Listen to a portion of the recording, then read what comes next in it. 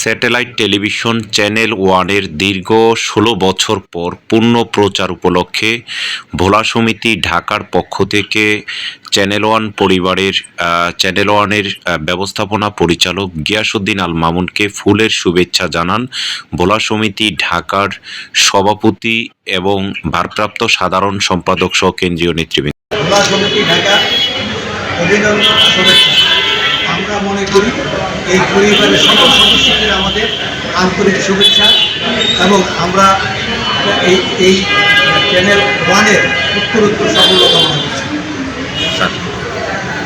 27 April channel ওয়ানের আন্তরিক ভোলা সমিতির পক্ষ থেকে চ্যানেল ওয়ানের পরিবারকে আমরা শুভেচ্ছা জানাচ্ছি। জন্মদিন পর চ্যানেল ওয়ানের যে পুনর্যাত্রা শুভকামনা করি। চ্যানেল ওয়ানের সাথে আমি যখন প্রথম পর্যায়ে ছিলাম, আমার দুটি নাটকের এখনও পেন্ডিং আছে, আশা করি এখন আবার চালু হয়েছে। এখন আবার আমি সেই পূর্ণতমে আমরা প্রোগ্রাম করব। চ্যানেল ওয়ানকে শুভকামনা করবো। চ্যানেল ওয়ান ধন্যবাদ। আমি রূপানু, সিনিয়র নিউজ প্রেজেন্টার এবং টক শো হোস্ট। আমি 2010 সালে চ্যানেল ওয়ান দেখেছিলাম এবং 2010 সালে আজকের এই দিনেই চ্যানেল ওয়ান বন্ধ হয়ে যায় সন্ধ্যাবেলা।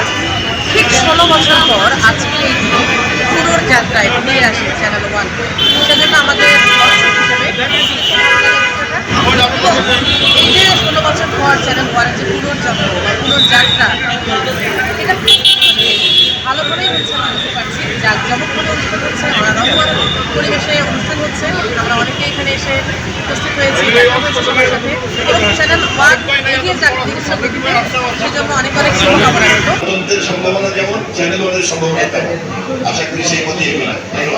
আমরা 16 বছর আগে চ্যানেল ওয়ান আমরা মানে যে চ্যালেঞ্জগুলি নিয়ে সফলতা অর্জন করেছিলাম সেটা আমাদের টিমের জন্য, প্রত্যেকটা টিম মেম্বারের জন্য। ইনশাল্লাহ সামনে যে চ্যালেঞ্জ, এখন অনেক চ্যানেল আছে, তারপর আমরা আত্মবিশ্বাসী আমরা যে টিমটা আমরা নিয়ে যাত্রা শুরু করেছি, আমাদের এই টিমটা আমাদেরকে ওই সফলতার জায়গায় স্টেশনকে নিয়ে যাবে এবং দর্শকদের তাদের যে চাওয়া, ওই চাওয়াটা তারা মানে পূরণ করতে পারে। দীর্ঘ 16 বছরের অপেক্ষার অবধি ফিরে এসেছে চ্যানেল ওয়ান। ঠিক সেই দিনই ফিরে এলো এই স্যাটেলাইট চ্যানেল। তবে এবার নতুন পরিচয় 24 ঘন্টা সংবাদ চ্যানেল হিসেবে এই ফিরে আসার পর সবার আগাম প্রচেষ্টা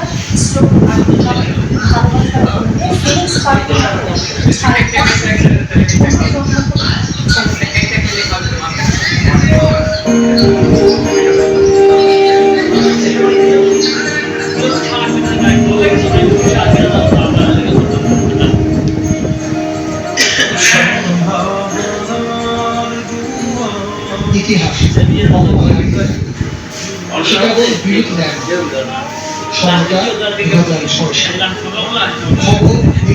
খবর আর বিনোদনের খোঁজে পথের প্রান্তরে ছুটেছিল একদল স্বপ্নবান ঘটে ঘটেছিল নতুন পুরাতনের বিষয়।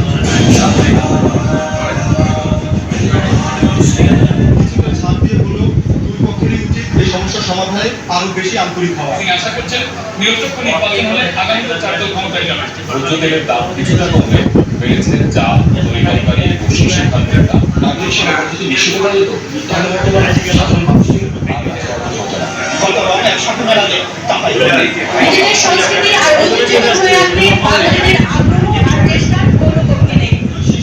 এখন থাকতে হচ্ছে যে সংসদ ভবনে মাত্র 60 কোটি টাকা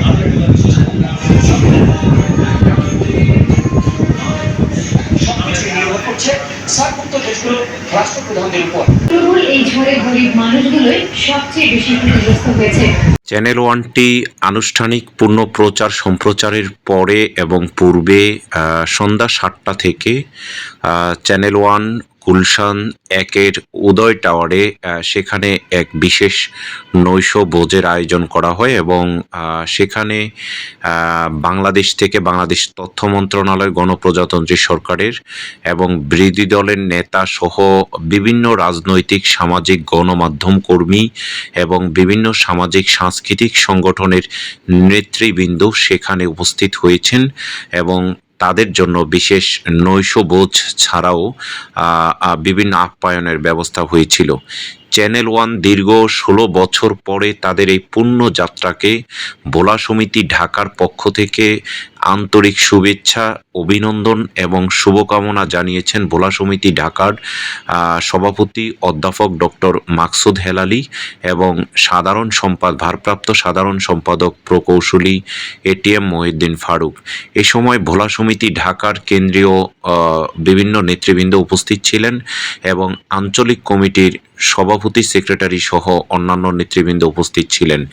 চ্যানেল ওয়ান যেটি হচ্ছে ভোলার দ্বীপ জেলা ভোলার কৃতি সন্তান গিয়াসউদ্দিন আর মামুন, যিনি সেটির কর্ণধার, এবং চ্যানেল ওয়ান পুরো পরিবারটি ভোলা জেলার একটি ঐতিহ্য। এই চ্যানেল ওয়ানের শুভযাত্রা, আগামী পথ চলা তাদের সুন্দর হবে, সুগম হবে, সেই আশা প্রত্যাশা করে বিদায় নিচ্ছি। মুসলিউদ্দিন তরুণ, travelpost24.com, ভোলা।